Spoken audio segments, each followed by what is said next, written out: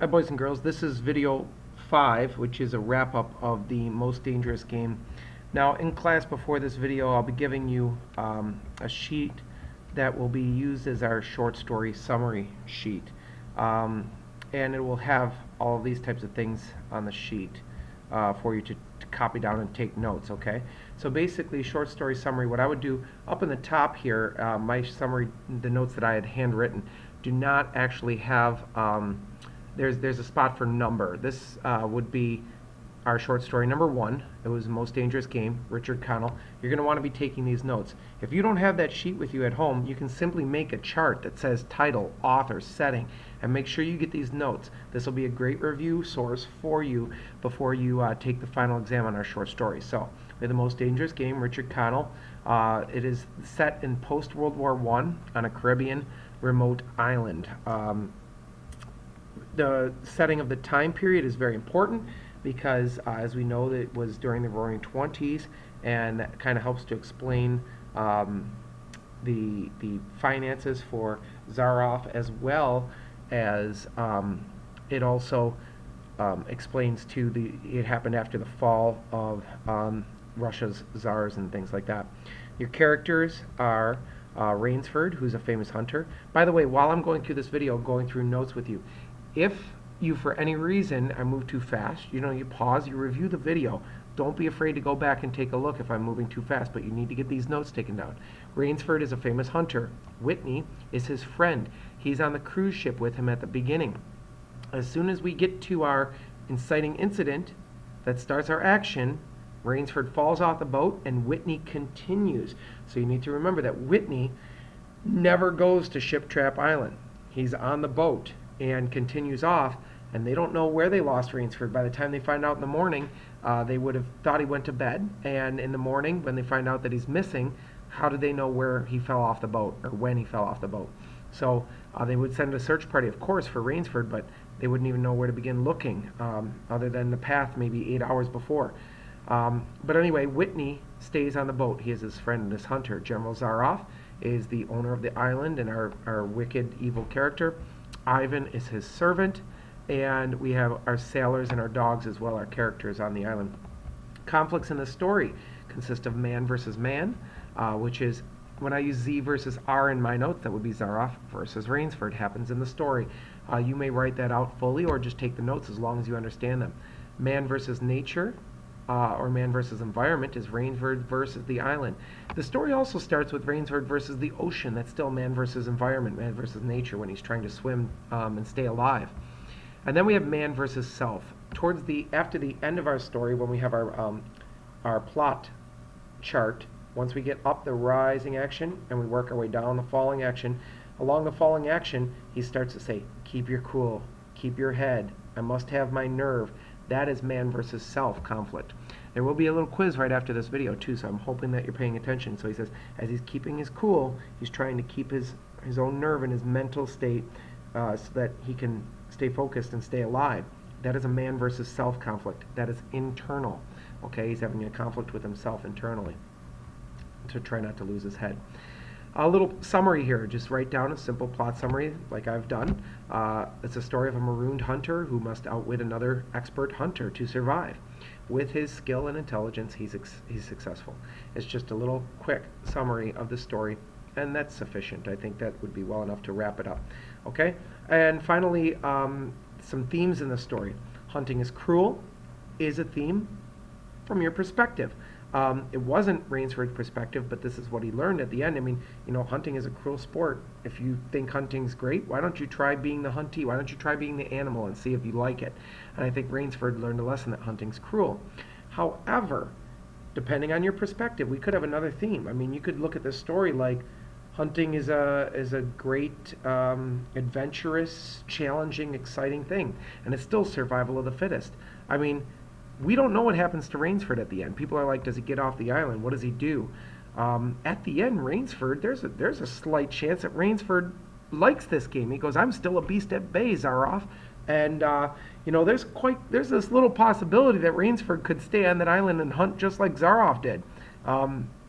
There will be more shipwrecks, I'm sure, if he turns on the lights. So, depending on your point of view, maybe this is a story of survival of the fittest, that hunting is challenging. But I think, I would think that Richard Connell, our author, I'm going back to Richard Connell again, I think that his point he's trying to make is that, you know, if we put you in the shoes of the animal, how would you feel? I think his point is more hunting is cruel, but we don't know what Rainsford's going to end up like, and the author does a beautiful thing leaving that up to us, the reader, to be able to think for ourselves, you know, what this theme is that he's trying to tell us. But both themes are plausible for the story. They're both acceptable. And another one you need to learn, a theme, remember, is the moral of the story. What message does the author try to send?